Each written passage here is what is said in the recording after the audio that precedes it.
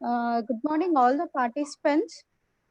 Please, you can off your video and at the same time mic so that there should be no disturbance in the seminar.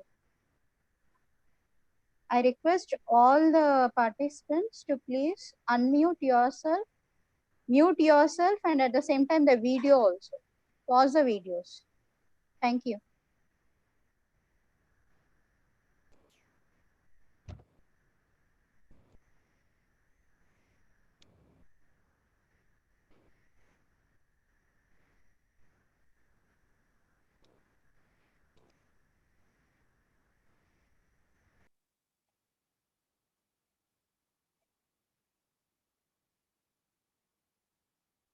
Usha? Usha?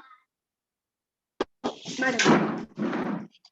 Usha, need screen share చేయరా అప్పటి వరకు 12:30 వరకు. PPT.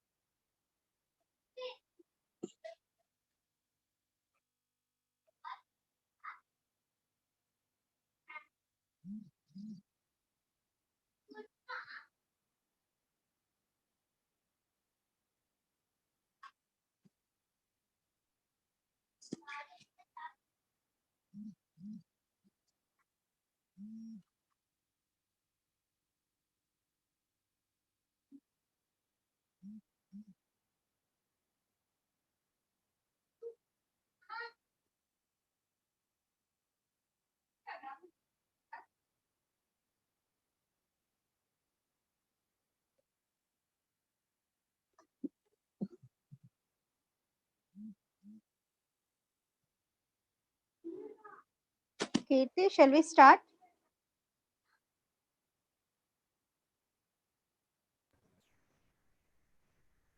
Yes, ma'am. Yeah.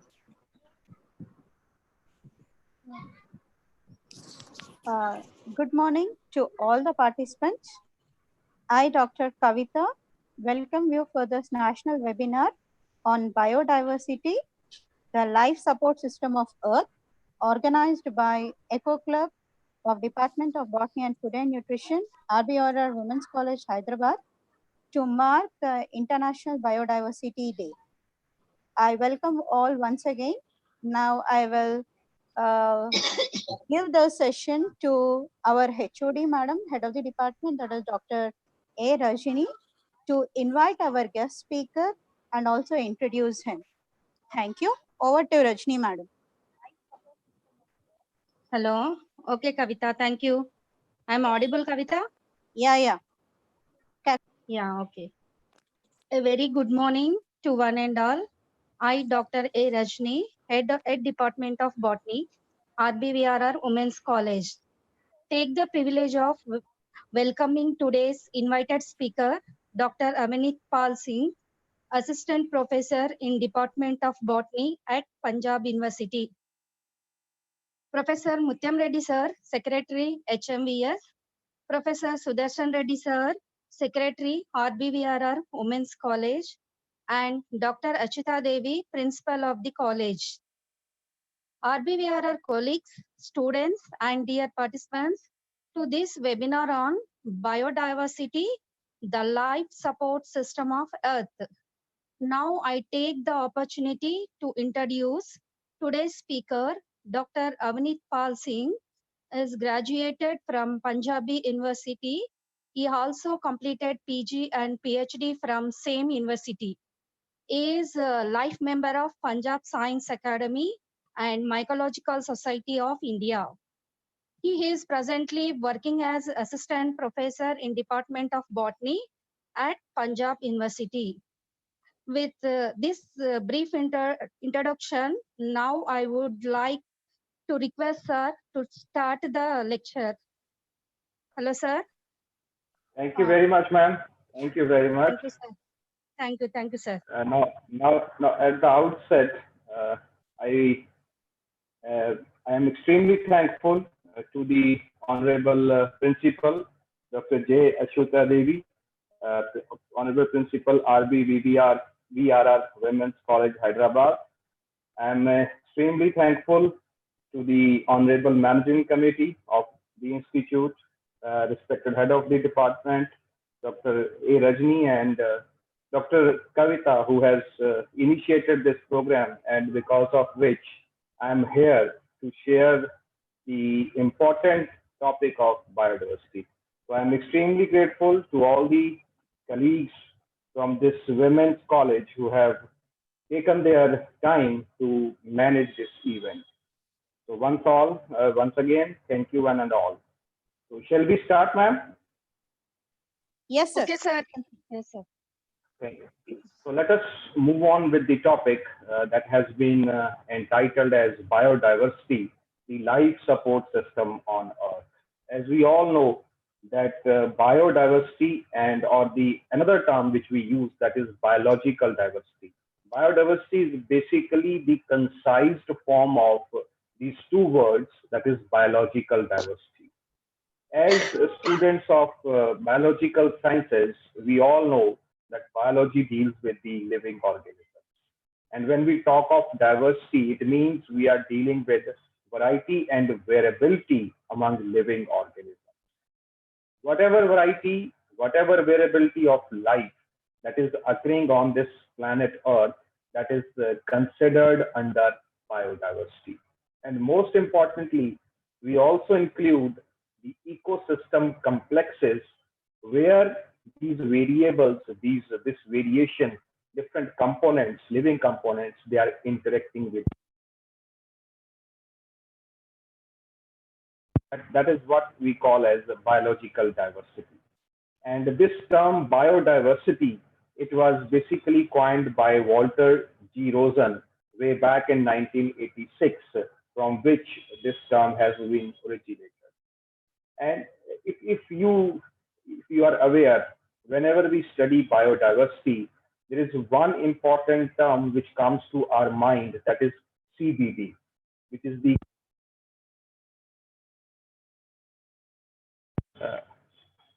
I may have to stop. I have to change my this speaker. Sorry for that. Okay, sir.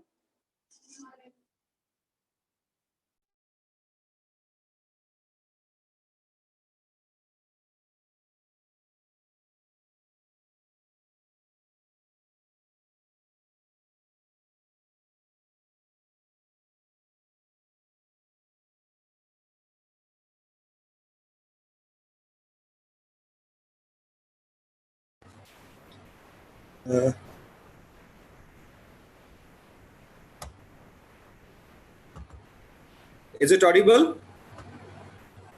Is it audible to everybody? Yes, sir. It's audible. Hello? Yes, sir. It is audible. It's clear. Is it audible? Is it audible, ma'am? Yes, sir. It is clear. Thank you. Okay. Let's move on further.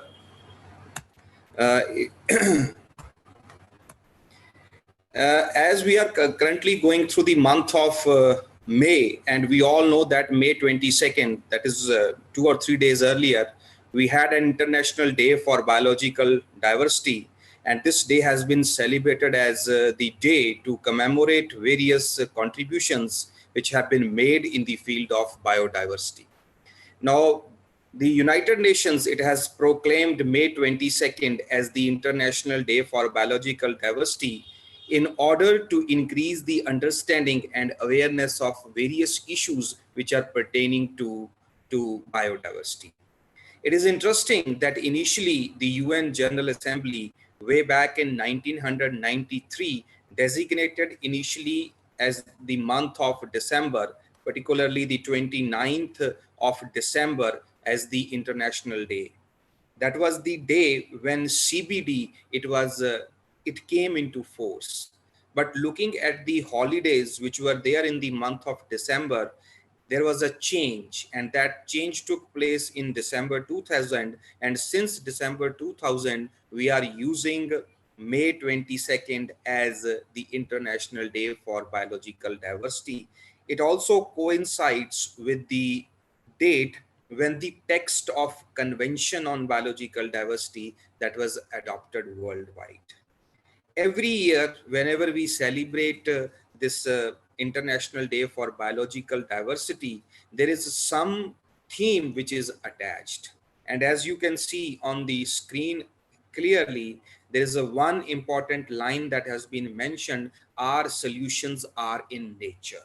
So this is very, very important tagline, particularly in the present scenario when we are going through this pandemic situation. So this is just an attempt to aware all the stakeholders which are dealing with biological diversity. Let's move on further. If we have to study the biodiversity in terms of its levels, there are three basic levels at which biodiversity is operating. That is genetic diversity, species diversity, and ecosystem diversity. Now, if you look at the very first aspect, that is genetic diversity, as the name indicates, it is the variation which is operating at the level of genes and chromosomes. We know every living organism is unique. It is unique in terms of its genetic composition. And because of that genetic composition, variation prevails among individuals. It can be variability among individuals within a population. It can be variation among populations within a species. And it also includes the variation among the species. So that is what we study when we talk about genetic diversity. And it often increases with environmental variability. More the diverse is the environment, more will be the genetic diversity that is prevailing in terms of its level at species diversity. If we talk about the next aspect, that is the species diversity, as the name it clearly indicates in itself, this is the variety of species that is occurring within a region. So that variation which prevails in terms of number of species, that is considered as the species diversity. So this is the most important form which we usually come across when we study biodiversity at ground or at field level. So we calculate it in terms of number of species that are occurring at a particular geographical area. The highest level of biodiversity, that is ecosystem diversity. This ecosystem diversity is basically dealing with the types of ecosystems and variety of habitats. So more the variation in terms of ecosystems, that will be very much diverse in terms of its biological diversity. It also refers to number of species in a given area. More importantly, the ecological role that the species are playing, and change in species composition when we move across the region. So this we can explain by taking the example of a forest ecosystem. In a forest ecosystem, we have huge variation in terms of the diversity. We have top story trees, then we have middle story trees, then we have shrubs, then we have herbs. So there is a lot of variation that is happening in case of a forest ecosystem. So that is what we are having in terms of ecosystem diversity. Let's move on to the next slide. When we have to study the parameters of biodiversity, the parameters of the biodiversity that can be studied in three forms as proposed by Whitaker way back in 1972, that is alpha diversity, beta diversity, and gamma diversity. Alpha diversity is called as within area or within habitat diversity. This within area or within habitat diversity, that is That includes the number of species which occur in a given area. What is the number of species occurring in an area that is covered under alpha diversity? It also refers to the group of organisms which are interacting and competing for the same resources, and they share the same environment. That is what we cover under alpha diversity. Second parameter is beta diversity.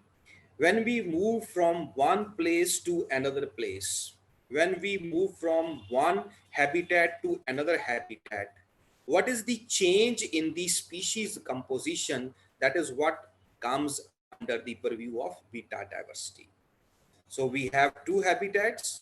We study the diversity of first place, second place, then we compare the two. If they are different, if they have high beta diversity, their species composition will be quite different from each other. So this is considered as measure of between area or habitat diversity. It is represented by turnover of species across a space. High the beta diversity, low will be the similarity between two different habitats. Low the beta diversity, more will be the similarity between two different habitats. The third parameter, that is gamma diversity. Gamma diversity and alpha diversity, they can be compared with each other. Both alpha and gamma diversity, they deal with within area diversity, but they differ in terms of area. Under alpha diversity, usually we take habitats of smaller area.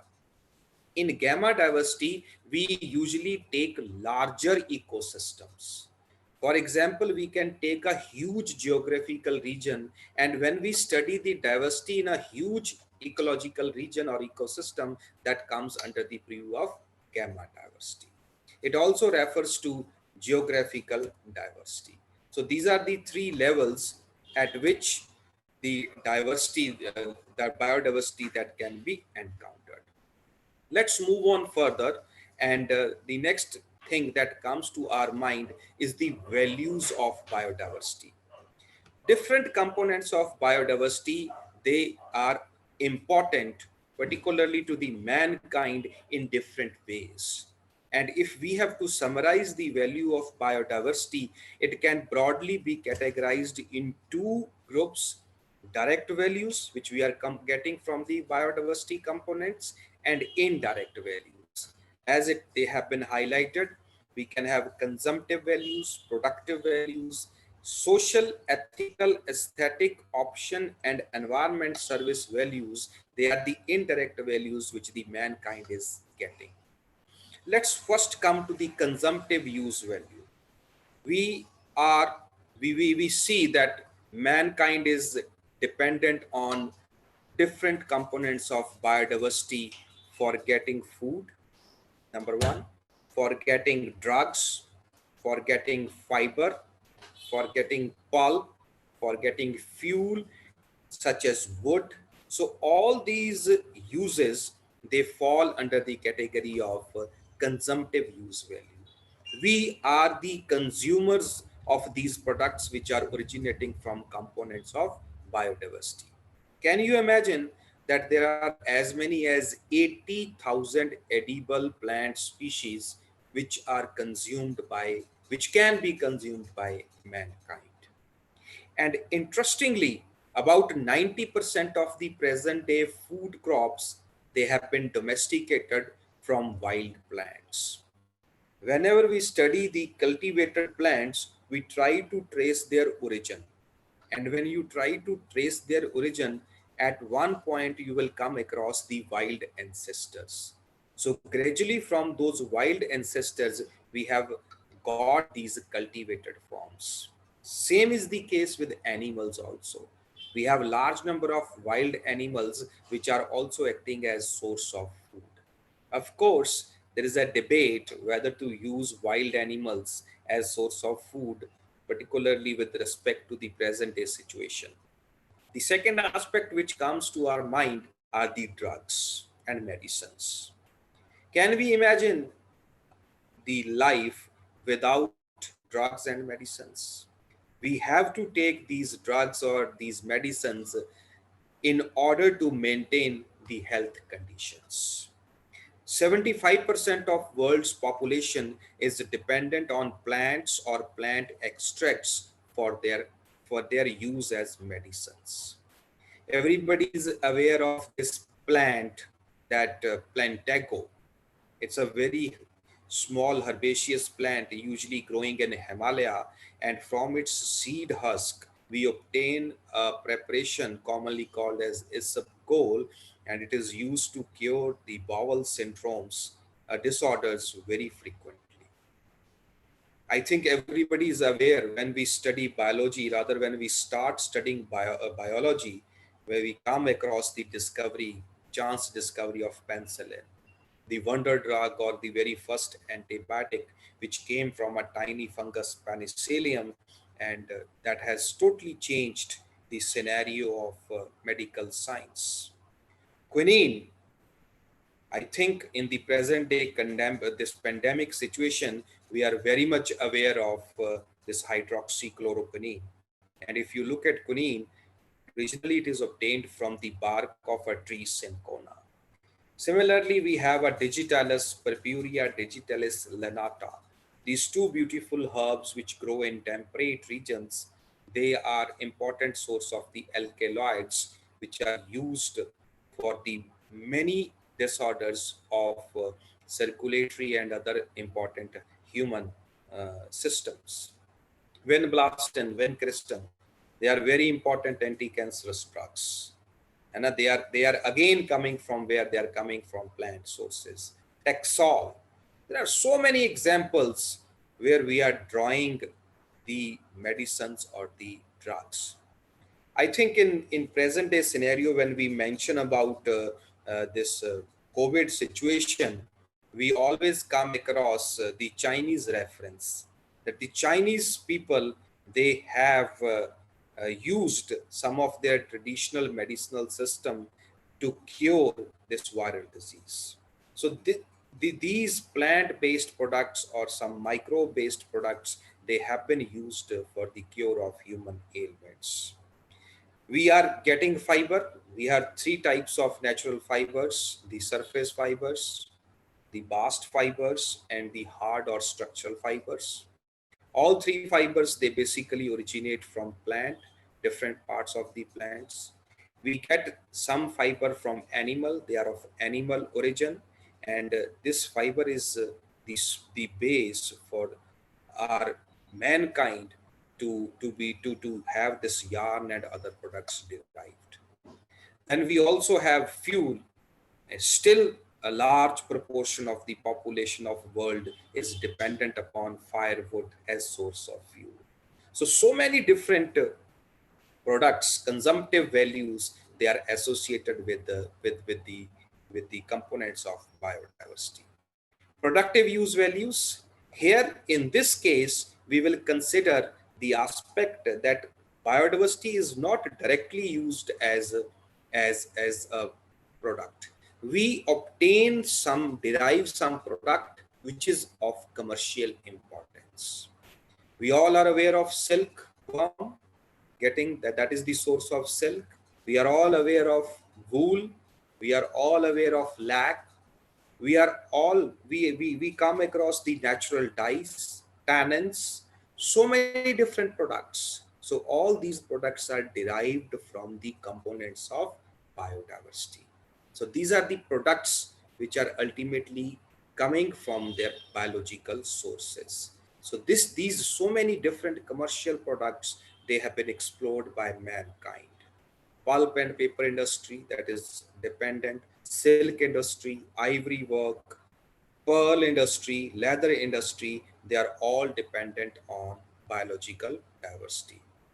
But this productive use of the biological diversity, it has also put some pressure on the biological resources.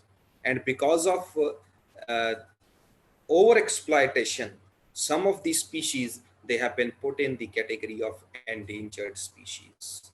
Sometimes this exploitation becomes a major source of loss of biodiversity, factor responsible for loss of biodiversity. So these are the 2 points, the consumptive and productive use value, which we get from the components of biodiversity.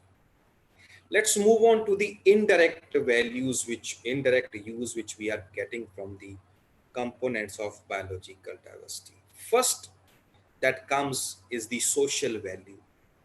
Now we have some values which are associated with social life, which are associated with our customs, religions, psycho-spiritual aspects. These areas, they are associated with some components of biodiversity. This social value is attached to so many different living organisms. We have sacred plants. When we talk about sacred plants, we come across tulsi, that is Ocimum sanctum. We come across mango. We come across people, that is Ficus religiosa. There are so many different plants, trees, shrubs, herbs, which are worshipped. So that is the sort of social value which is attached to the components of biological diversity. If you go through literature, if you go through your folk, you will come across there are many songs, dances, customs which are woven around the components of biological diversity. You will get a direct or indirect reference to wildlife in these social customs. We usually come across some of the animals also which are considered as the sacred animals. Cow is one of them, snake is one of them, owl, so many and so on.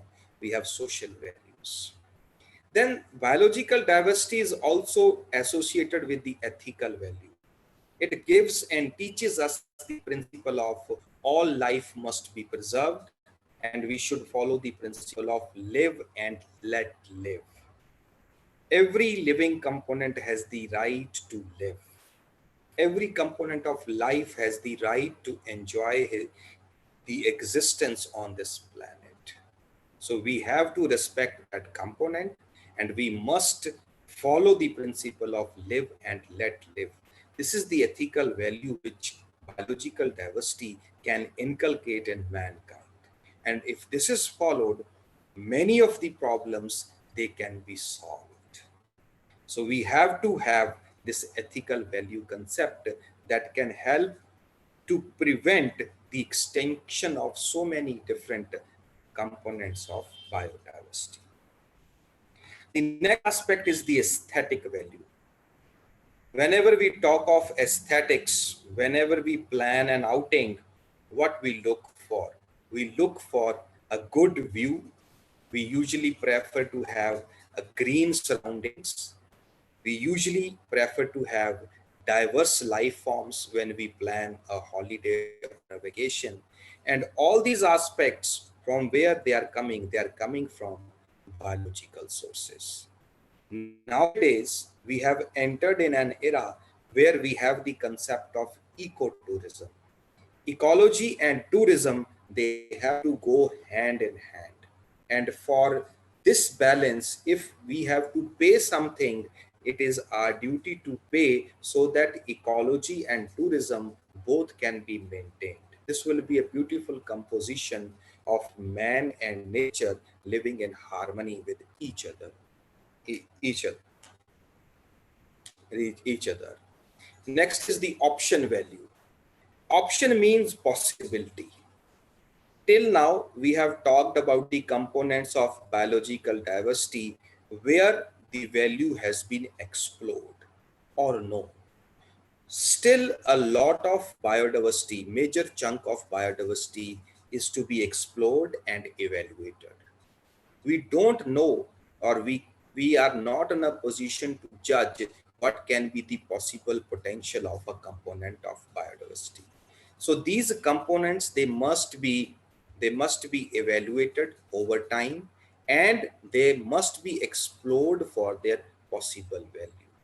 We have so many different examples where some of the wonderful chemicals, they have been used for the cure of even the diseases like cancer. So this is the option which they are offering. If the mankind is wise enough, we can have judicious use of these components. Next is the most important aspect, ecosystem value or ecosystem services. All components of biological diversity, they play their role, and they are the key components in any ecosystem. And by being key components, they contribute towards nutrient cycling. Some of the organisms are exclusively contributing in nitrogen fixation. There is a beautiful example of symbiotic association where the fungi, they are occurring in association with the roots and thereby helping in the establishment of those seedlings in different ecosystems. So this type of ecosystem value is of immense importance. This is really important and it is always contributed by biological diversity. Let's move on to the global biodiversity. So we have studied what is biological diversity. We have studied the three levels, genetic, species, and ecosystem diversity. We have studied three parameters, alpha, beta, and gamma diversity. Then we have discussed the direct and indirect values of biodiversity, which we are getting from these important resources. With this background, let's move to the one step higher. And when we talk about one step higher, we should have an idea what we have on this planet Earth in terms of its biological diversity. When we look at the global biodiversity, we have more than 68,000 species of the vertebrates, the most evolved group of animals. We have about 13 lakh species of invertebrates. We have more than 3 lakh species of plants, more than 52,000 species of fungi and protistans, and this total account forms about 15% of the diversity that has been described. It means still a major chunk of biodiversity remains unexplored, undescribed. So we have to initiate the studies on diversity. This is an area which has been ignored for a long time. We need to motivate the young researchers to take up the study of this diversity of different groups, as we have a minute fraction that is known to us. And if you look at the diversity, about 50 to 80% of the diversity that is residing in rainforest, particularly the tropical rainforests. And these are the most diverse ecosystems which are present on our planet Earth. And major chunk of biodiversity that lies in 12 or 17 countries, and those countries, they have been named as mega diversity centers. We have another area that is marine biodiversity. This is an area which has not been explored so not in much of detail. And this diversity is expected to be extremely high. We need to venture into marine biodiversity, and this can be a mine for various components which can be explored from these important components of biodiversity. Yes, we have many species which are identified every day, and they have been described on regularly basis. And India is also a very rich country in terms of its diversity. When we talk about biodiversity at global level, one term that comes to our mind is the hotspot of biodiversity. So we have hotspot concept of biodiversity hotspots. If you look at what is a hotspot of biodiversity, it is basically a biogeographic region with a significant reservoir of biodiversity. And this biodiversity reservoir is under severe threat or pressure because of human activities. And this region is very rich in species composition, and endemism. As we have most of the students, they are from undergraduate level, I just wish to elaborate these two terms, species richness and endemism. Species richness means diversity, more number of species, high number. Endemism means they are confined only to that particular geographical area. Such a species is called as endemic species.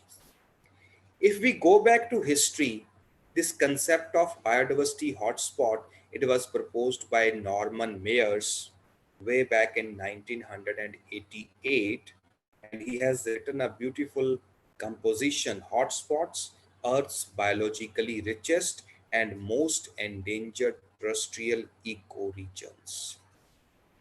Now, Mayers has given two strict criteria for evaluation for the for inclusion in biodiversity hotspots.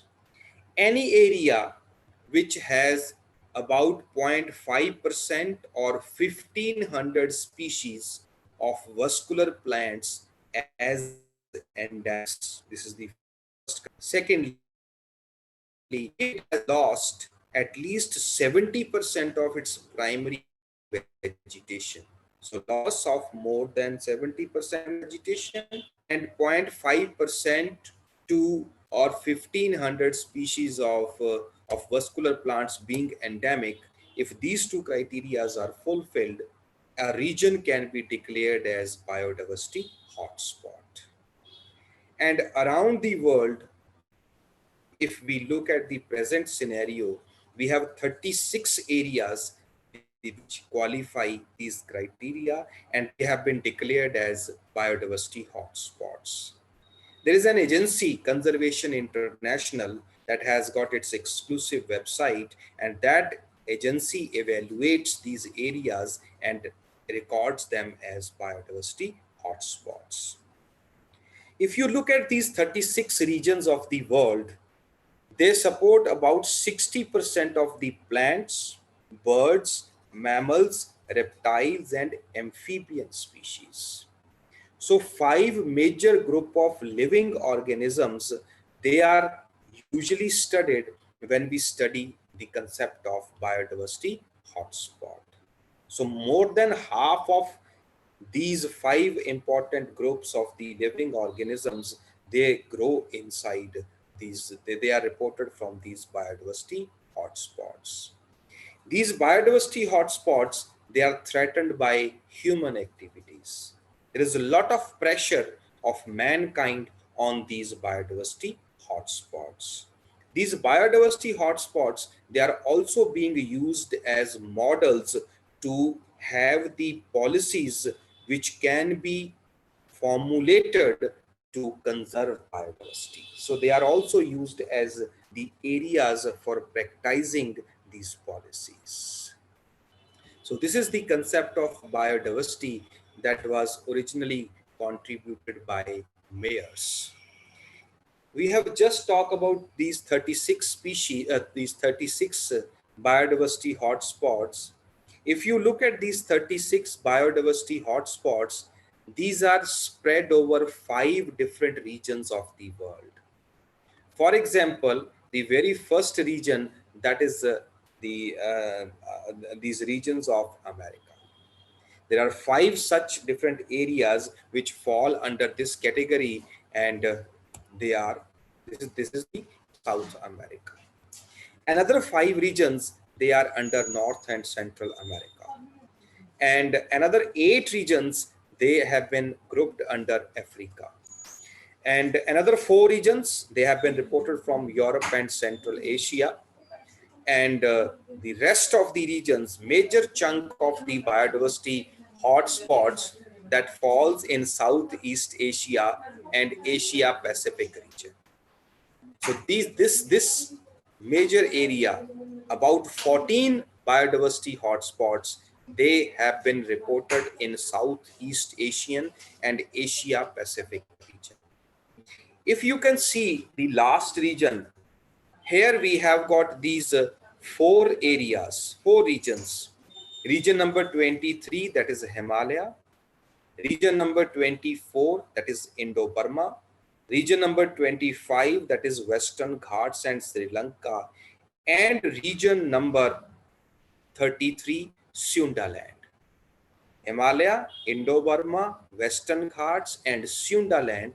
These four biodiversity hotspots, they also include the portion of Indian territory under biodiversity hotspots. Before the year 2011, only Eastern Himalaya was declared as biodiversity hotspot. But after 2011, there was a change in the criteria, and now entire Himalaya is considered as a biodiversity hotspot. Similarly, with Indo-Burma region, Western Ghats and Sundaland. Let us take up, this is how the biodiversity hotspots, they are spread over different parts of the world. They are from each and every continent. You can see how these have been reported and declared in different continents of the world. Let's move on from a world or global biodiversity to diversity of Indian biological resources. We as country have 2.4% of world's land area, but the country harbors 7 to 8% of all recorded species. And India is one of the 12 mega diversity countries of the world. We are 10th among plant-rich countries, 11th in number of endemic species of higher vertebrates, 6th in terms of centers of diversity. So that is what we are having in terms of biodiversity. I think you must be aware about 21% of the geographical area of India that is under forest cover. Of course, we are short of what is mandatory, that is 33%, which is required for sustainable developments. And in this forest cover, we have roughly 45,000 plant species, 91,000 animal species, 2,300 lichen species, similarly diatoms, dinoflagellates, marine algae, mangroves, and so on and so forth. We have very rich biological diversity because of varied climatic regions, because of varied biogeographic regions of the world.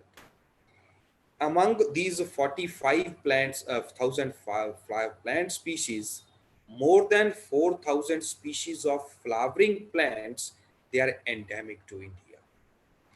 These 4,045 species, they are spread over 141 genera, and they have been grouped in 47 families.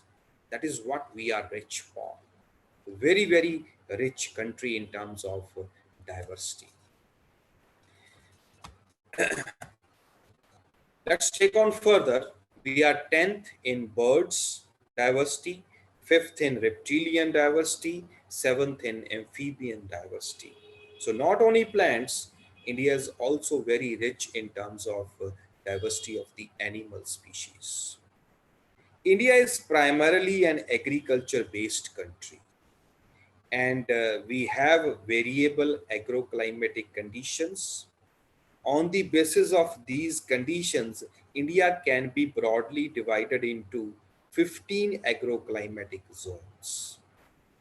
These agroclimatic zones, they are very rich in terms of their land races.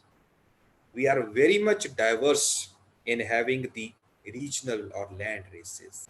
And India is considered to be the primary center of origin of rice. That is the main staple food of major chunk of world's population. We have about 811 cultivated plants and 902 wild relatives of these plants. That is even more important.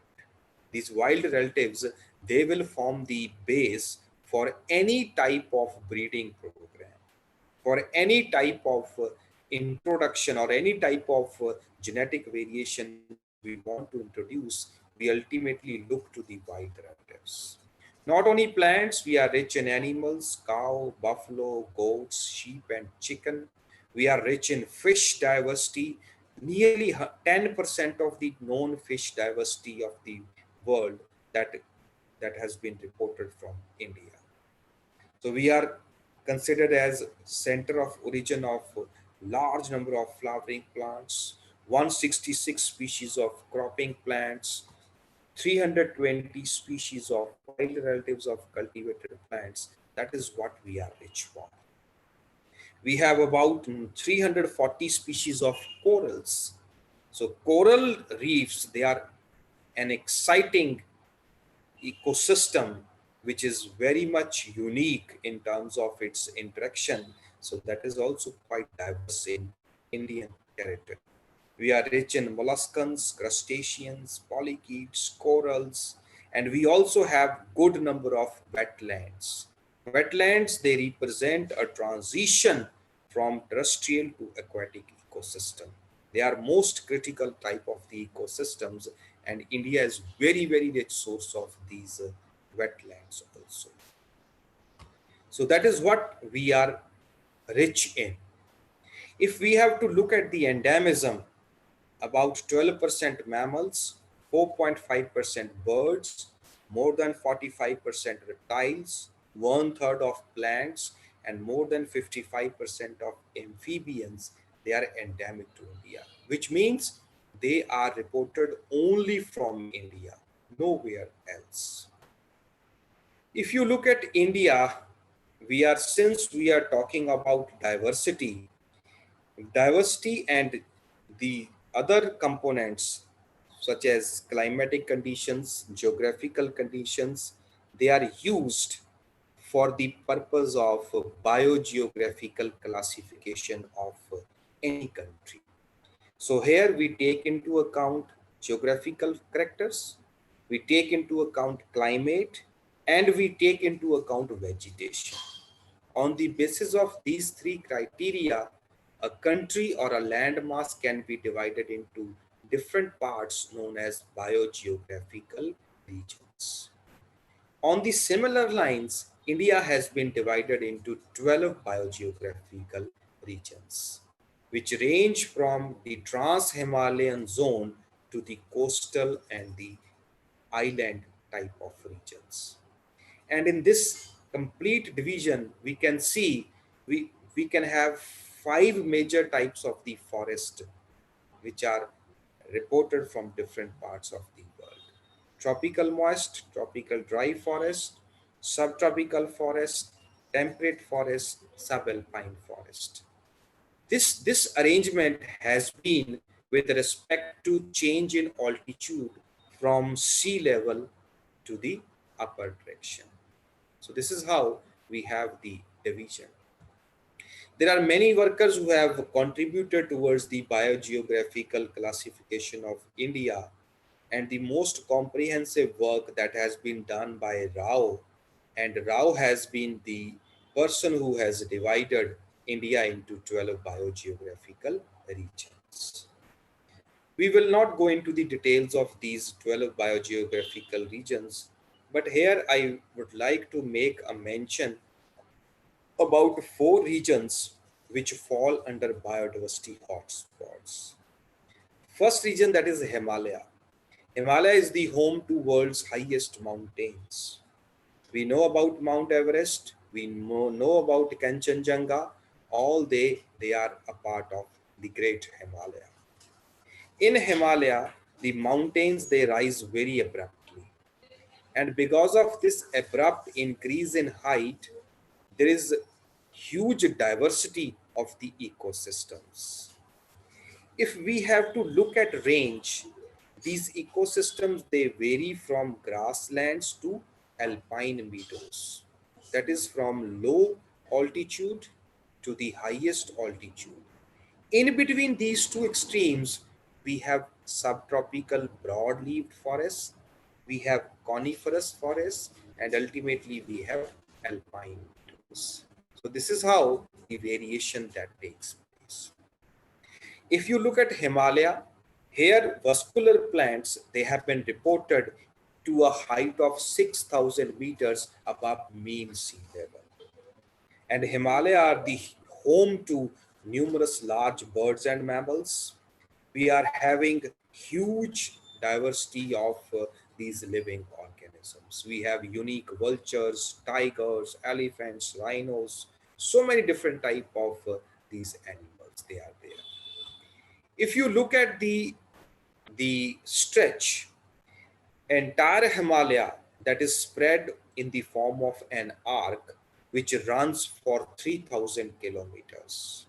If you look at its region, it extends from northern Pakistan to Nepal, Bhutan, but the major chunk that lies in northwestern and northeastern states of India.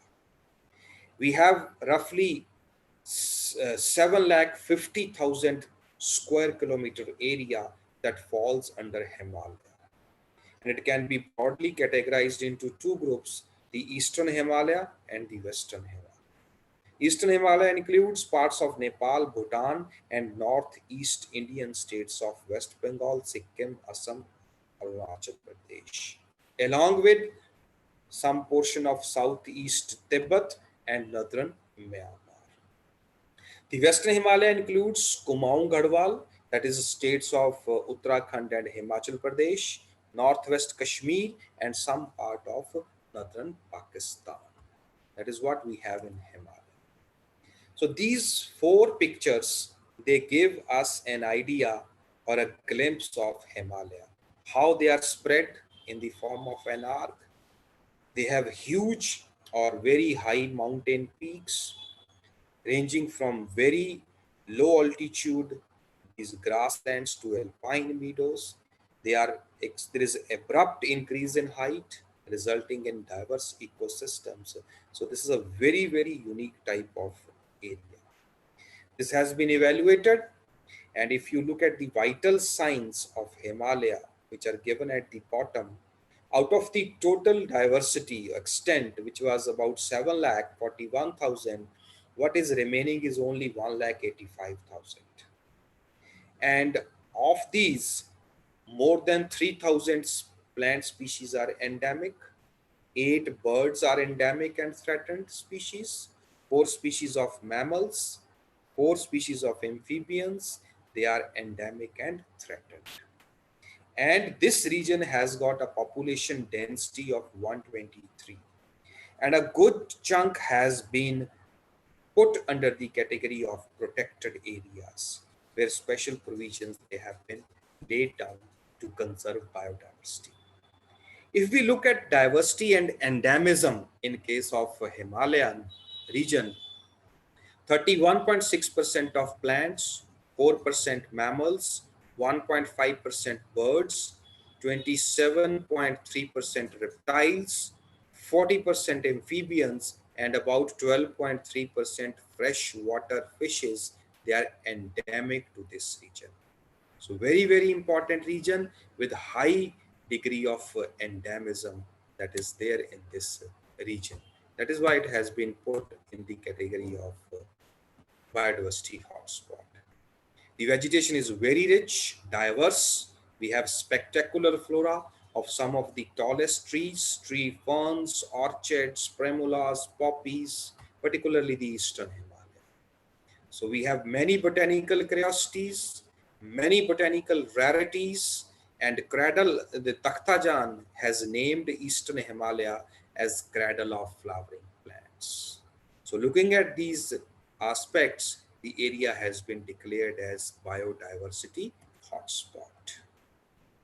Let's move on to the second area, that is Western Ghats and Sri Lanka.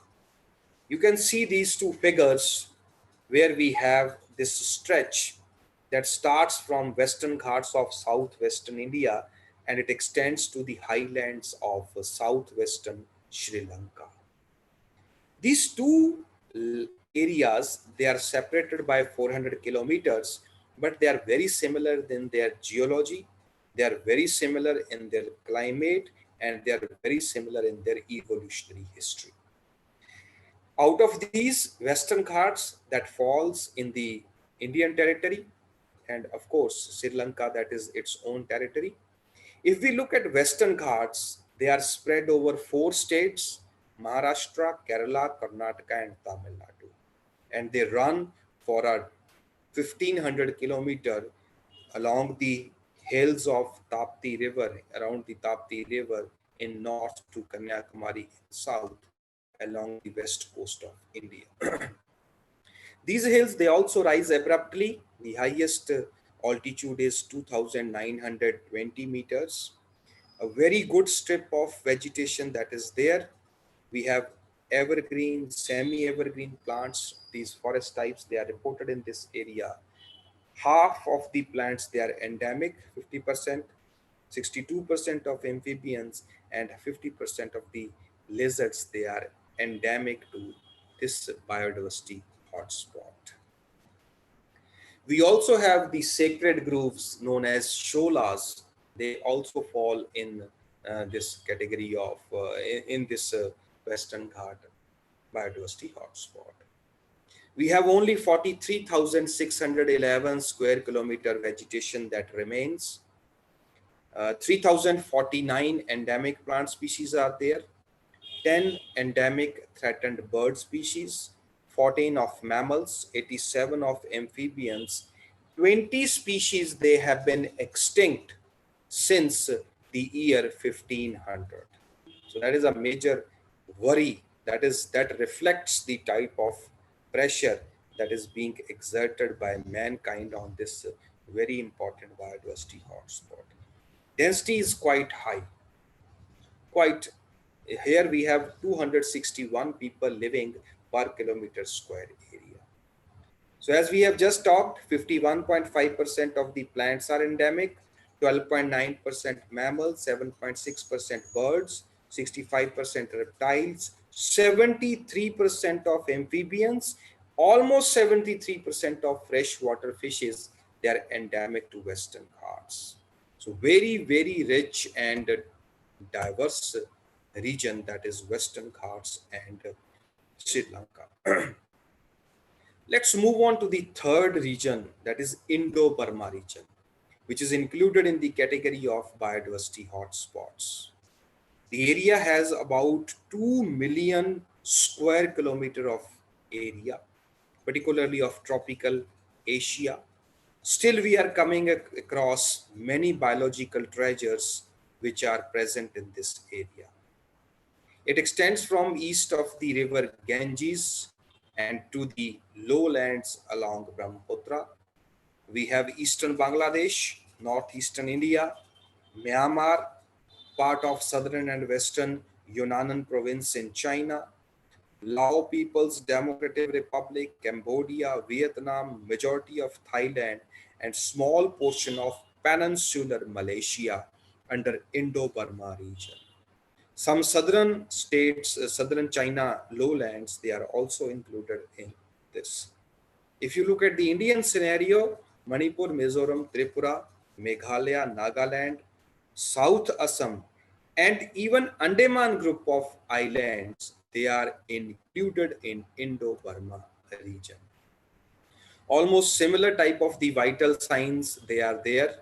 We have only 7,000, we have 7,000 endemic plant species, 18 endemic threatened bird species, 25 that of mammals, 35 that of amphibians.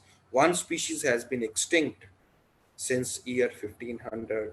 Population density is around 134 people per kilometer square.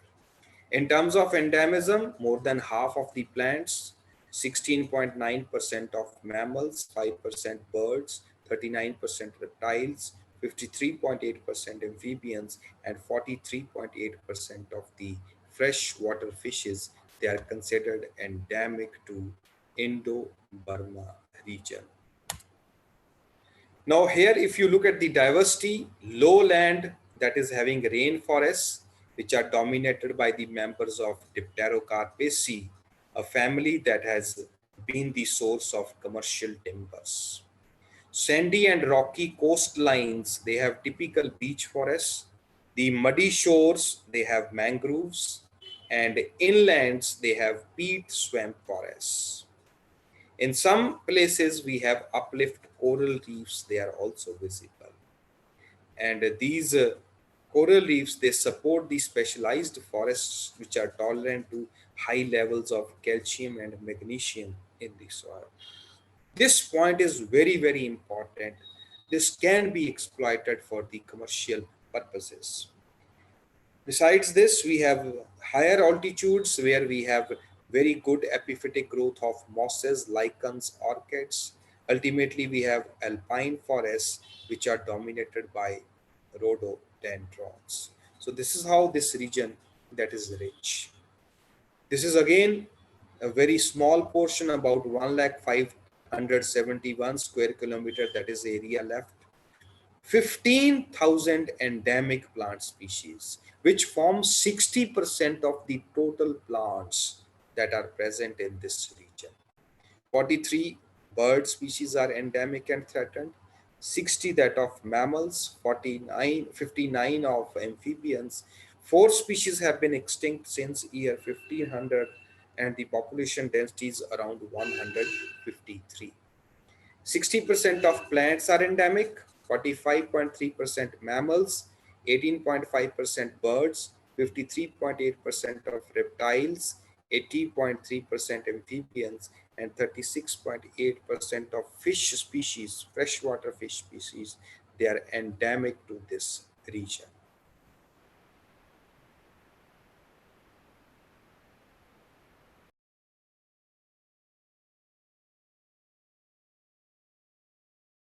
Of these 4 very, very important regions: Himalaya, the Western Ghats, the Indo Burma region, and the Sunda land. Sunda land is the most important and most rich biodiversity hotspot of the world. Now, biodiversity all over the world, that is threatened by some factors. These factors, they can be broadly grouped into 2 categories: natural factors, which are threatening biodiversity, and anthropogenic factors, which are responsible for any sort of threat to biodiversity. In nature, there are certain phenomena which are prevailing. Those factors, they definitely pose some level of threat, but natural threat levels, they are not so serious because they are taking place in nature at their normal pace. And because of this, we of course have some extinction, but rate of natural extinction is much, much lesser as compared to the anthropogenic causes. Under natural causes, the first factor that is mentioned is narrow geographical area. So those organisms which have narrow geographical area, they have the tendency to be under some threat. We have 2 types of the distribution patterns: restricted distribution and wide distribution. Those with wider distribution, they have lesser chances of extinction, because even if some part of their habitat is modified, they have a wide range where they can survive. On the other hand, those which have restricted distribution, narrow geographical area under their distribution, they live only in that particular zone. If there is any change in that geographical zone, it can put a pressure on that species, and it can even lead to the extinction of that particular species. Low population, that is less number of individuals, low breeding rate, they are the 2 other important factors which are natural causes or natural factors responsible to threat biodiversity. Natural disasters, we have these earthquakes, we have volcanic eruptions, we have tsunamis. All these natural disasters, they also pose threat to the biodiversity, and they may be responsible for the extinction of biological species. They are there, but their role is limited. They do not have that much impact in terms of the losses. On the other hand, if we look at man-made factors or anthropogenic factors, they are the serious threats to biodiversity. We have habitat, exploitation, deforestation, poaching, conflict, exotics, pollution, global warming, and climate change. These 5, 6 factors, they are contributing or they are posing threat to to the biodiversity because of man-made reasons. Let us take up these one by one. Loss of habitat. Can we imagine that if the habitat of a species is lost, it will be able to survive? Very, very difficult type of question. Habitat loss is considered as most pervasive threat to the biological species. 89% of the birds, 83% of mammals, and 91% of all threatened plants which have been assessed why they are threatened, they are because of habitat loss. That their habitat is lost, and under these circumstances, they are not able to survive. Then the question arises, why this habitat loss is happening? This is primarily because of increasing human population and increasing demand for natural resources. As the population grows, the demand for various natural resources that also grows. It puts the pressure on various natural resources.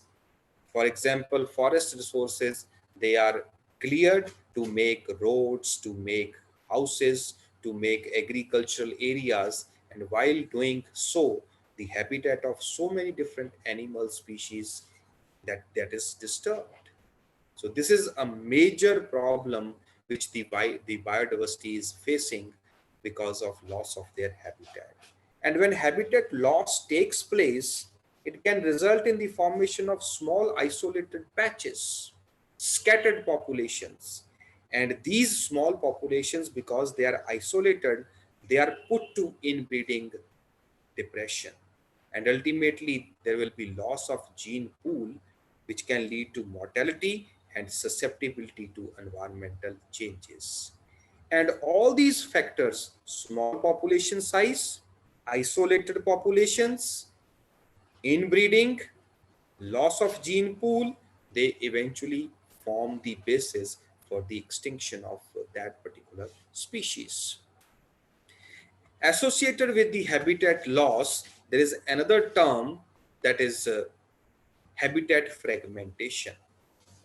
Fragmentation, we know the term fragmentation means to cut into small pieces. That is what fragmentation means.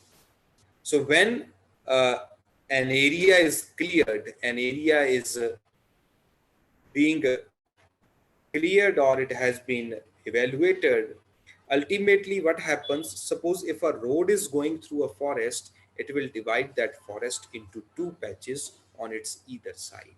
These 2 patches, they are the example of 2 fragments of habitat, and this is covered under habitat fragmentation. In this habitat fragmentation, the different patches of the habitat, they are isolated from one another. Why they are isolated? Because of modified or degraded landscape. And when they are isolated, they won't be able to interact with each other, resulting in reduction in habitat area, resulting in severe changes, and ultimately leading to extinction of that particular species. So loss of habitat and habitat fragmentation, they are considered as the key components which are responsible for the species extinction. Next in the list is overexploitation. When we were discussing about the values of biodiversity, we were having a mention of productive values. And there we have mentioned that overexploitation can be a threat. There are so many examples where overexploitation has threatened a species' existence, and that has been included in the category of threatened species. So many plants and animal species which are being overexploited for their use, for the value which is attached to them, they are under severe pressure from mankind. And because of this severe pressure from mankind, such species, they can ultimately be exposed to extinction. So that is what the overexploitation means. When we exploit an organism, we should keep in our mind the concept of maximum sustainable yield. Maximum sustainable yield is the greatest amount of the resources that can be harvested each year, and they are replaced by natural population growth. It means whatever we harvest in one year, it should be replenished by the natural growth. If that these two factors, they are near to each other, the concept of maximum sustainable yield can be achieved. If we harvest at a pace much higher than that of natural growth, we will put that species in the category of overexploitation. And ultimately, overexploitation can lead to extinction of that species. Today, we are living in an era of sustainable development, where we have to use the resources in such a way that these resources are also available to the coming generations. So that is what the sustainability is all about. Same should be the criteria when we use biological resources. The next threat which is there, that is the poaching. We know there are so many examples where wildlife is being under hunting to so as to get various body parts. There is illegal trade of skin, tusk, hair, horn, and for this illegal trade, traps are being set up, animals they are being captured, and they are being sold in international market. There is an international market that deals with all these wildlife driven products. There is a huge demand of tiger skins, elephant tusks, horns, etc. And ultimately they are being taken, they are being exploited from wildlife. This is another serious threat which the biodiversity is facing from mankind. Then we have man-animal conflict. So whenever you disturb the habitat of an organism, where will the organism go? It will go. It has to search its shelter. It has to search for its food. And while doing so, sometimes these animals, they enter into human territory. And when they enter into human territory, there is man and animal conflict that is bound to happen. It can also be posed as man versus beast. And during this, some loss of biodiversity that has been reported. There was an exclusive project which was started by IISc Bangalore, that is the Indian Institute of Sciences Bangalore, where the mapping of man-animal conflict hotspots that was done so as to formulate the policies to prevent these conflicts and to save biodiversity components. Next factor that is responsible is the pollution. We have oil spills. The entire world is crazy for petroleum. While transporting this petroleum, we have the incidence of oil leakage, resulting in oil spills, threatening the marine biodiversity. Second is biomagnification. Bio means living, magnification is increased. The increased concentration of toxic substances which are becoming concentrated within living organism as we move each step of the food chain is called as biomagnification. We are today facing this serious problem even in our day-to-day life. Whenever we are consuming the green leafy vegetables or any form of fresh vegetables or fruits, we are also scared, always scared, what type of insecticide or pesticide must have been used on that particular vegetable or fruit. and how it is going to affect, nobody can predict.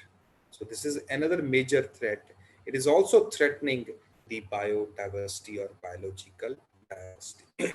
Plastic accumulation, yes, of course, it is there.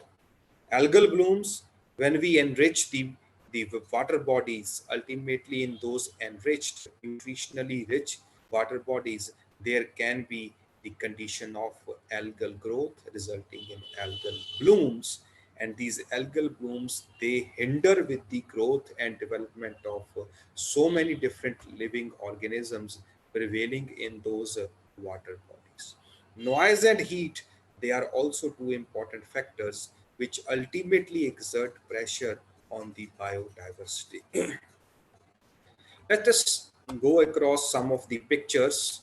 You can see these 4 pictures which tell us story about the mankind, how it is polluting the environment. That little tiny duck because of oil spill, algal bloom resulting in fish death, plastic. Whatever you will offer to the sea is definitely going to offer it back to you people. That will always come back to the mankind. If you offer plastics, you will get back the plastics. We had the incidents of Kerala floods some time earlier, and during those floods, we had seen on the social media how plastics have been poured on the bridges or other such high level raised areas after the floods they were over. Another important threat, that is the exotic or invasive species. We have 2 types of the species: the indigenous species, which occur in wild state in an area, they are termed as indigenous species. Exotic species, which have been introduced from their place of natural occurrence to some other place where those species do not occur naturally. They are called as exotics or invasives. They are, of course, some of them, they are very beautiful, they have aesthetic value, but when they are introduced, ultimately they have the tendency to become a very serious weed because of their invasive or fast spreading nature. You can see these 2 photographs. The first one, that is of Parthenium hysterophorus. The second one is of Lantana. Both are now invasive species. They have been introduced from their place of origin to India, and now you look at any place, you will come across these 2 invasive weeds. They have even led to the threat to some of the native floristic elements. So this is one of the serious area which needs to be evaluated. Besides Parthenium and Lantana, we have eucalyptus, we have Australian acacia, we have Gliricidia. These have also been introduced during the afforestation programs. But technically or ideally speaking, there is always a recommendation of an indigenous species to be used to be uh, used during the programs of afforestation. So this is how the exotics, they are threatening the existence of the local flora.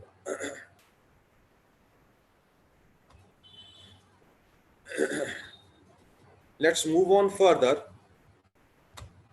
Besides exotics, then the next factor that is responsible, that is global warming. We have been the witness to the change in climate over the past few decades. During these decades, the global temperature has increased, and this increase in temperature has put a pressure on some species which have now shifted to some higher reaches. There is some migration that has been observed in these wildlife species, even in case of plant species. And when such species, they move to a new place, they are exposed to altogether different environmental conditions. And when they are exposed to different environmental conditions, they will also be exposed to some parasites, some pathogens, plus they have to adjust in the new environment. And this can decline the breeding population of such migratory species. That results in the threat that is being posed to the components of biodiversity. Next, we have a beautiful example of coral bleaching. Before going into the concept of coral bleaching, let us first see what are corals. Coral is basically an association between a coelenterate and an alga. The coelentrates, they have polyps and medusae. The polyp and the algae, they live together, and when this mutually beneficial association is established, it is called as a healthy coral. Whenever there is a stress on the coral, in the stressed conditions, algae will lose its association with the coelenterate. When the association is disturbed, we say coral is stressed. And if that stress continues, there will be no association. Alga will leave that association, leaving behind only the coelenterate, that is called as bleached coral. So if the association is maintained, we will have healthy corals. If the association is disturbed or lost, we will have bleached corals. Then the question arises, why this association is being lost? There are 3-4 factors which are responsible for coral bleaching. First is change in ocean temperature. So increasing global warming, that is also increasing ocean temperature. So climate change is responsible for increased temperature that is there at the oceans. And this is one of the important factors responsible for coral bleaching. Second factor, surface runoff and pollution. So whenever we have rain or heavy water that is pouring in, ultimately it will end up to the sea. And if that water is polluted, such pollutants will again be added to coral containing or coral inhabiting areas. These pollutants are also dangerous to the life of algae. And if alga is disturbed, coral will be bleached. Two other factors, they include overexposure to sunlight and extreme low tides. So these two factors, they are not man-made, they are natural factors, whereas other two, the previous one, there we have contribution coming from the mankind also. Now, there are so many reports of the coral bleaching in different parts of Australia, started way back from 1980 and it was reported till 2006. You can see the comparison of a healthy and bleached coral that is happening because of, and if algae is lost, one component of biodiversity is lost, corals will also be lost. Now looking at, so these are the threats. Let's move on to the third part of our discussion. We have studied biodiversity, its uses. We have studied global and Indian diversity. We have studied the threats which are being posed to the biodiversity. Because of these threats, there was a need that was felt that we must evaluate the threat level to a particular species. And there was an association, that is IUCN, International Union for Conservation of Nature and Natural Resources, who has a huge network which is essential for the evaluation that has been made for the evaluation of threat value to different organisms. It has a network of scientists, NGOs, governments, which are working in different parts of the world, and they have their criteria to evaluate a species. On the basis of their criteria, IUCN has published the red list of threatened species, and these threatened species, they are evaluated for a span of 10 years. We have two important categories in extinct, that is extinct, and extinct in the wild. Extinct means when there is no doubt that last individual has died or disappeared. That is extinct. Extinct in wild. In the wild condition, individual is not surviving. However, there can be few individuals in captivity or in naturalized or as naturalized populations outside their original distributional range. Then out of these, the different categories, three categories, they are under threatened species: critically endangered, endangered, and vulnerable. These three, they together constitute threatened species. So these three categories, they have been raised depending upon the risk of extinction. Maximum risk of extinction is faced critically endangered. If the level is little bit lesser, endangered. If the level is little bit again lesser than the endangered, it will be vulnerable. There are criteria A and B of IUCN. These criteria A and B are used to be for their evaluation for a span of 10 years. And after that span, these categories, they have been posed. Besides this, we have nearly threatened rare species called as blue data. Then we have not evaluated least concern and data deficient species.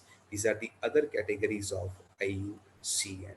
So IUCN publishes its red data book, and where we also have 47 critically endangered species.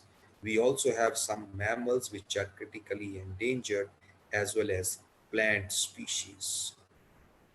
Let us quickly go through some of the extinct species. And first in the list, this is with reference to India only, this unique organism which is called as Asiatic cheetah, and that Asiatic cheetah is technically Acinonyximum vetus venaticus, subspecies venaticus. So this is now extinct in India since 1949, and this has been extinct because of habitat loss. Besides this, we have another creature, very small, tiny creature, the pink-headed duck.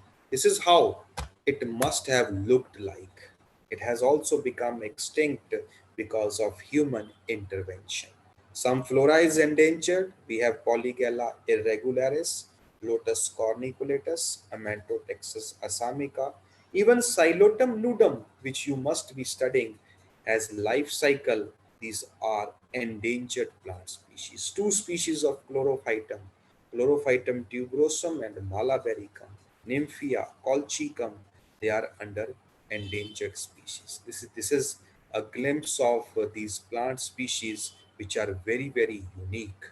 They have their unique habitat and they are endangered. Seripogia fantastica, called, it is put in the category of critically endangered, reported only from Western Ghats. Major threat is habitat loss and absence of conservation measures. Dazzles Freria indica, again an endangered species that is there. Endangered fauna, tiger, Panthera tigris. We have an exclusive project tiger that has been launched in 1973 only to preserve this tiger. Asiatic lion, that is Panthera leo, it is critically endangered. Very powerfully built cat. Then we also have besides lion, Asian elephant. Can you believe this poor guy, the Indian wild ass, that is also endangered, with very few individuals evaluated in 2004? The lion-tailed macaque, that is Macaca silenus, that is also endangered. So these are some of the endangered species. Let's move on to the last part of our today's presentation. We have seen the threat value. We must go for conservation of biodiversity. If mankind is interested in having a balanced combination between nature and mankind, we must conserve the components of biodiversity. And when we talk about conservation of biodiversity, we can have two major approaches: in situ conservation and ex situ conservation. These are the two strategies which can be followed for the conservation of biodiversity. Let's take them one by one. This is a chart which you can see how we can have in situ and ex situ. In situ, also called as on-site conservation. As the name indicates, this is the conservation of plants, animals, and other biological components in their natural environments. When we plan for in situ conservation, it also involves the conservation of local ecosystems. And it is usually done in the form of creation of protected areas. And when we talk about protected areas, these are the 4-5 major categories which are followed for the in situ conservation of biodiversity. We have national parks, wildlife sanctuaries, biosphere reserves, Ramsar sites, and World Heritage Centers, 5 major approaches for in situ conservation. Let's move on to the very first concept of protected areas. Now, as indicated in the very first point, the locations which receive protection because of their recognized natural, ecological, and or cultural values, they are called as protected areas. If we go back to the history, in the year 1988, India had only 54 national parks. It covered only 21,000 square kilometer area. It had only 373 sanctuaries. So this was what we had in 80s.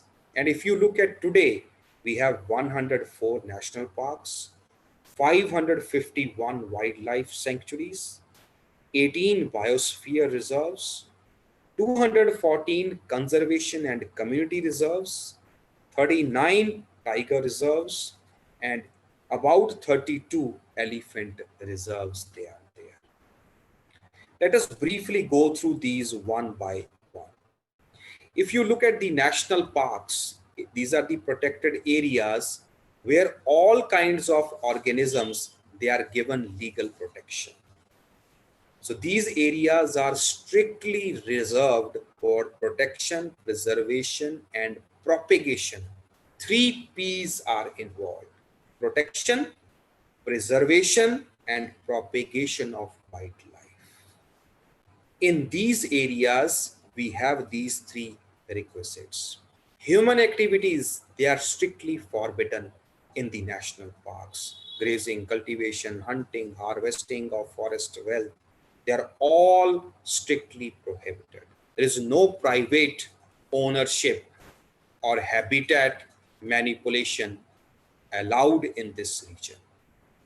And these areas are declared through legislation.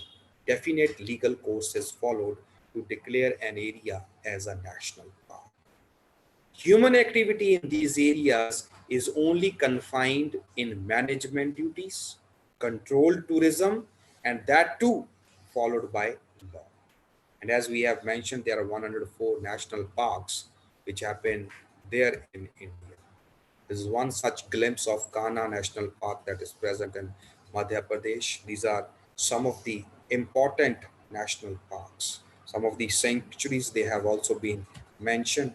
This is how the major national parks, they are distributed in different parts of India, ranging from Himalaya to the coastal, from west to the eastern side.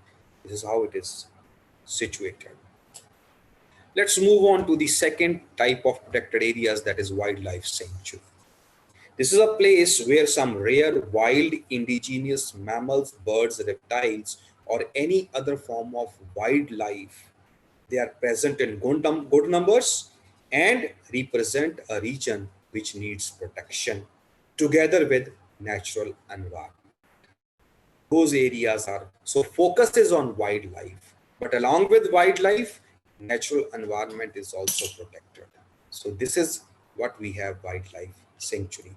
In a wildlife sanctuary, private ownership is permitted to a limited extent, and we have 551 wildlife sanctuaries which are recognized in India. This is one of such, Chilka Wildlife Sanctuary in Odisha around Puri, that is there. This is how the network of major wildlife sanctuaries that is there in each and every corner of India. Then there comes the concept of biosphere reserve. Now, these are the protected areas where all biological species are given protection. Along with this protection, land use is also permitted to some extent. So here, the species are protected, native tribals are protected, cultivated plants and domestic animals are also protected in a biosphere reserve. If we trace the history of this concept was launched in 1975 as a part of very important program of UNESCO, that is Man and Biosphere. If you look at a biosphere, this is how a biosphere looks like. A biosphere has 3 zones. If we start from the center, in the center there is a core zone where no human activity is allowed. Around this core zone, there is an area that is called as buffer zone. This buffer zone is used for the purpose of tourism and grazing of animals. Around this buffer zone, then we have a transition zone where human settlement and human activities are involved. So these 3 zones, they are constituting a typical biosphere reserve. And in India, presently we have 18 biosphere reserves which are spread over different parts from different states. And first biosphere reserve that was declared is Nilgiri's Biosphere Reserve in South India on 23rd of September 1987. Then there comes the concept of Ramsar Site. This is one of the oldest global environmental convention, and this is the only convention that is focusing on wetlands. Wetland, that is an important transition between terrestrial and aquatic ecosystem. This convention was organized in the city Ramsar of Iran in February 1971, where 18 countries they have signed.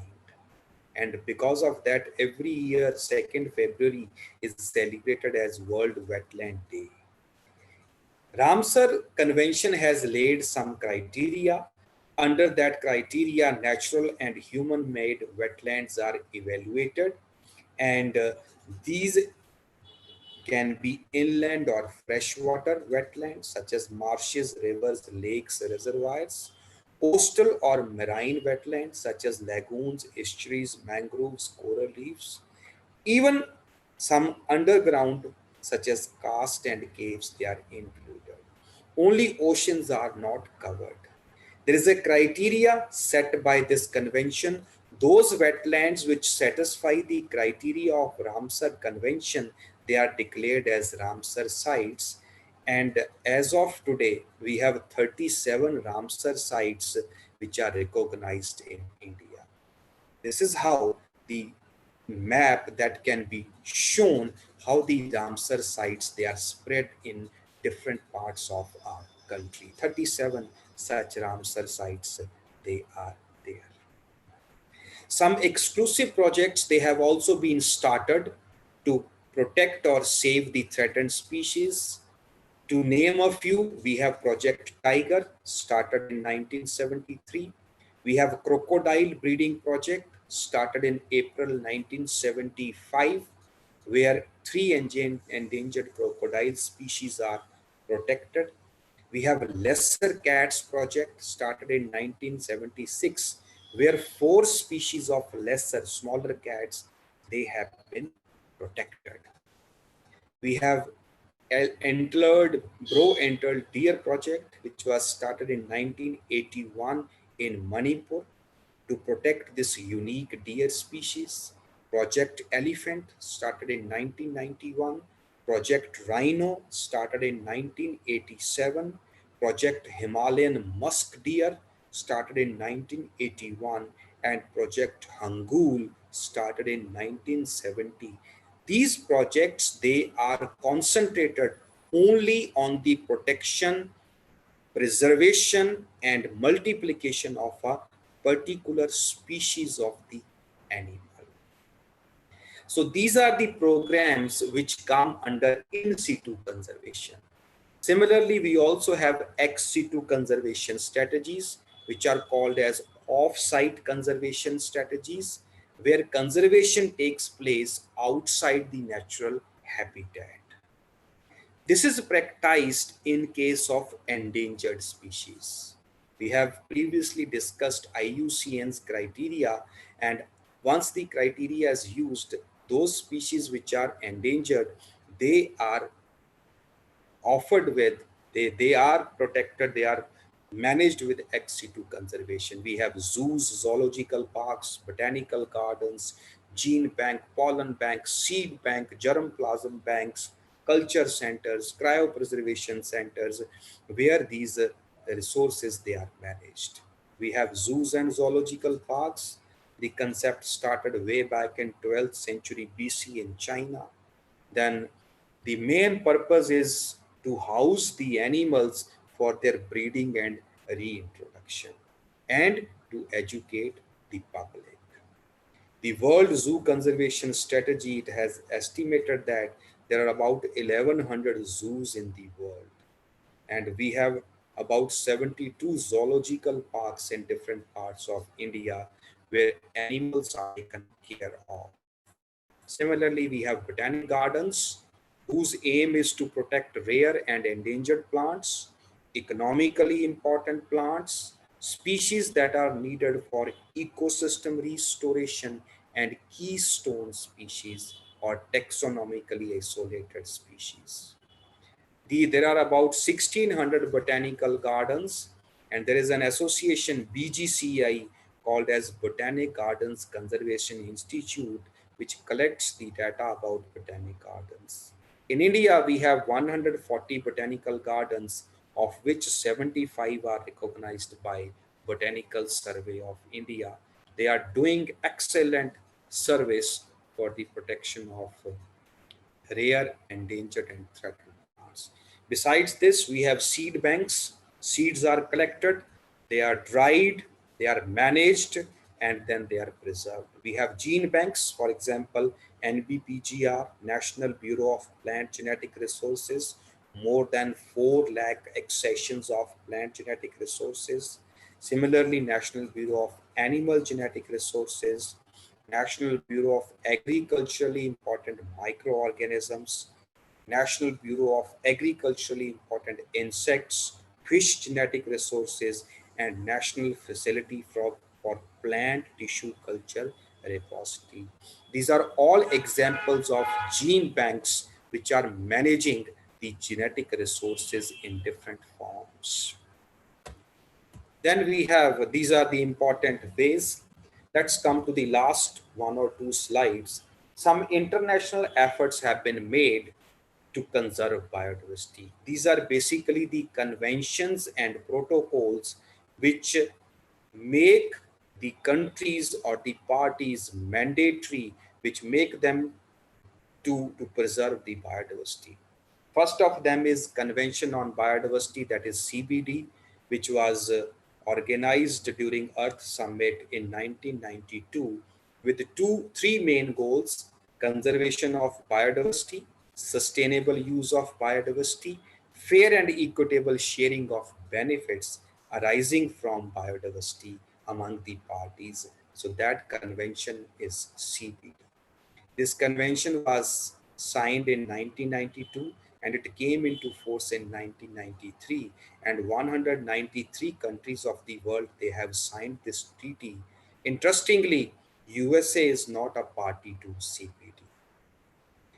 This convention, it has conference of parties called as COP, and during those conference of parties, two protocols, important protocols, they have been adopted. One protocol was adopted in 2000, called as Cartagena Protocol, which deals with genetically modified living organisms.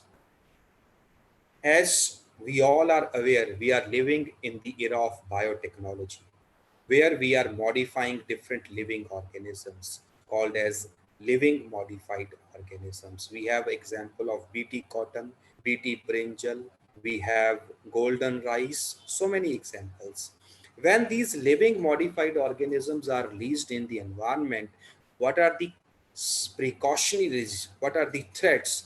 They are discussed under Cartagena Protocol, and set rules they have been formulated which should be followed when these modified organisms are released. Similarly, we have Nagoya Protocol, which deals with the distribution of benefit, sharing of benefit. If one country is providing the resource, other country is exploiting that resource because of technology, whatever benefit is coming should be equally shared between these two countries or parties. So this protocol was signed in 2010 and it came into force in 2014. Besides this, we have CITES, that is Convention on International Trade in Endangered Species. So endangered species are evaluated. Their trade is prohibited under this convention. It is an offense.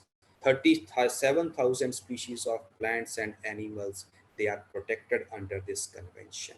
Similarly, we have International Treaty on Plant Genetic Resources for Food and Agriculture. For meeting the growing demand of food, we must explore the resources. And for that, we have to plan breeding programs. And for breeding programs, material is required. So genetic materials, they are provided to different farmers, breeders under this treaty. The Ramsar Convention we have just mentioned, it is the convention which deals with wetlands. We have two conventions, one on migratory species, under which the entire route of the migratory species that is protected. Species is protected, their range is also protected. Similarly, we have World Heritage Convention where anything of importance, national or international, is protected, may it be the bio resources or other resources. So these are the ways by which we can manage biodiversity. So I would like to end with this beautiful picture with a small, this house sparrow, which once became almost threatened because of the human activities, but because of the ecological restoration, now we can again see this tiny creature. And if we have to live in harmony with nature, we have to follow the concept of one health. We should have healthy environment, we should have healthy biodiversity. Only then we can expect healthy human beings. So with this message, I wish to thank all they wish to thank the organizers and the participants for making this event to happen. Thank you very much. Thank you very much, sir, for your very much wonderful and nice lecture on conserving. Basically, I am very much impressed on conserving our wildlife at the same time of the flora of our nature. Now we'll Yeah. go for the questionnaire round, sir. Sir, Yeah. I have seen two Please. questions in the chat box. Yeah, please, ma'am. That will Yes, sir. be the feast. Yes, sir. The first question is, what is a major cause of diminishing wildlife number? The major cause is habitat loss. Habitat loss is the most serious cause of wildlife diminishing numbers. Besides habitat loss, the poaching and other illegal trade, that is posing the most serious threat to wildlife. That is the major cause. So, second question is, any impact of this coronavirus pandemic on biodiversity? This is one of the area which needs a lot of discussion. As we all know, corona is basically because of a novel virus, that is COVID-19, and it is basically an RNA virus. And RNA viruses, They are the viruses which have very fast rate of mutations. And these coronaviruses, if you look at, we have some host organism, which is their natural host. Then they have a tendency to shift from from a host to non-host through a process of zoonosis or spillover. And if this can enter into a non-host, and if that non-host is not very much healthy, or it can pose a serious threat to biodiversity also. It can be a threat to some of the group of organisms, because these viruses, they mutate very, very rapidly. We are not able to even analyze to the full how this mechanism is happening. Okay, thank you, sir. So there is one more question from our senior most madam in our department, Dr. Vani. Yeah, yeah, She has yeah, raised her hand, sir. I'll just unmute her. yeah, yeah. Sir, Yes, ma'am. sir, can you hear Yeah, me, yeah, sir? please. Yeah, yes, ma'am. Yes, please. Thank you very much, sir. And very interesting and informative. Little Thank you. lengthy, but very interesting. Yeah, yeah. Sir, It everyone should became aware, little. particularly consumption and production value, social values. That Yeah, part yeah, I am very much impressed, sir. And yeah, one simple and friendly question, sir. yeah, Uh, yeah. Please, ma'am. anything wrong in this, please ignore. So No, no, this not. negative effects of this biodiversity are almost to alarming level in our human lives, sir. Particularly Yeah, we yeah, can take two examples like pollution and global warming. But still yeah, yeah. I have a question all the time in my mind. These Yes, ma'am. variations of biodiversity not showing any effect on human population increase, sir. Yeah, That's yeah. all, sir. Thank you. Because it's a complicated type of interaction that is happening, and in this regard, can you please repeat your question? These variations of biodiversity not Yeah, showing yeah. any effect on human population increase. Okay, so you mean to say, how is there any possibility that they may interfere with the rate at which the human population is increasing? That is Exactly. what you Almost, sir. tend to ask. Yeah. You see, man is a very, very wise animal. So over the time, if we go back to history, in history, if we trace back to 60s or 70s, and average lifespan was much lesser than as that we are having presently. So Yeah. over the years, we have made so many different interventions, and we have made so many different applications by which the average human life that has been increased. It may be due to better food quality, it may be due to drugs, it may be due to the change in lifestyle. And Yes, sir. because of those interventions, there is increase in the lifespan of human beings.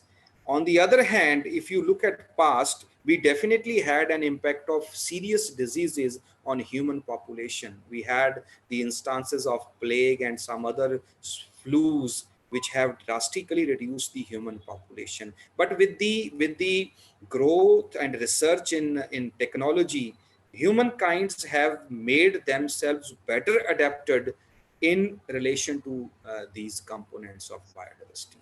That in my opinion, this can be one of the factors. Okay. Thank you very much, sir. Okay, Thank you, ma'am. thank you, madam. Sir, one more question, sir. Yeah, please. Give some alternative ideas to preserve biodiversity. Alternative idea. Yeah. Actually, the alternative idea, or the most important idea, is to involve the locals. If we can involve and educate the local people living in an area the importance and services of biodiversity, that will be a most effective manner to conserve biodiversity and its components. That is very, very important and workable method to conserve biodiversity. Otherwise, there are so many alternative ideas which have been shared over social media platforms. For example, there is a village in Uttar Pradesh in UP. Whenever a girl is married in that village, the newly wedded couple will go to their community reserve and will plant fixed number of saplings. And those saplings, they have now turned into a very dense forest cover. That is one aspect. We have to correlate the biodiversity conservation strategy with our day-to-day life. If we can correlate these two aspects, this can form an effective alternate for the conservation of biodiversity. We have to go for the concept of sacred groves, sacred plantations. We can have some religious places, and if you correlate the religious place with certain plantations, maybe a plant species, maybe animal species, because of that religious faith, those areas will be protected like anything. These are some of the strategies which can be adopted and they can yield excellent results. Sir, one more question, sir. Yes, please.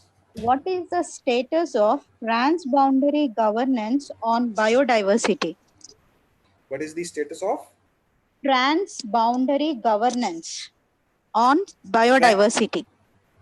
Transboundary governance. We have so many international and national conventions.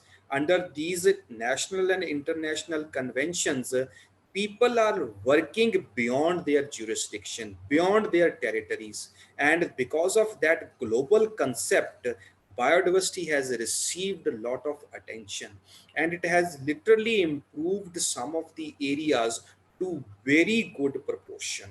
That is happening in many parts of the world. We have so many different projects which have been sanctioned under these trans governments policies. Sir, there is one more question, sir. Yeah, please. Can you please suggest few steps? How can a layman protect biodiversity? And at the same time, how can we create awareness to the layman? Protecting biodiversity and creating awareness among the layman. If we can educate a person how the components of biodiversity are offering services, direct and indirect services to the mankind, and only then the locals, they can be sensitized towards the biodiversity conservation. If we can make them aware, a 20 or 30-year-old tree, how much of oxygen or how much of air is being purified by that creature, that will sensitize the locals. And once these values, particularly the ecosystem values, in very simple language, that is being made aware of, the common people are made aware of, then they can literally push themselves for biodiversity conservation. For example, nowadays on social media, during this 60 or 62 days of lockdown, we had so many good comparisons which have been available on different platforms. What is the level of particulate matter 60 days earlier and present day, how the system has been restored, how the air has been purified, and how biological organisms are playing role in all this, then we can expect the locals, laymen, to be a part of biodiversity conservation programs. So, thank you very much, sir. Now, thank you, ma'am. I request one of our student of BSc FNBC final year to propose vote of thanks. Sujana? Yes, ma'am. You are there? Good afternoon, everyone. I, G. Sujana, student. Good afternoon, everyone. I, G. Sujana, student of RBVRR Women's College, consider the occasion as an honor and privilege to extend a vote of thanks. According to Saint Ambrose, who lived many years ago, said, "No duty is more urgent than that of returning thanks." So I'm delighted to have been given the pleasant duty of delivering the vote of thanks this afternoon. On behalf of the college management and all the students, I would like to thank our speaker, Dr. Avneet Pal Singh, for taking his precious time out and consenting to be the speaker.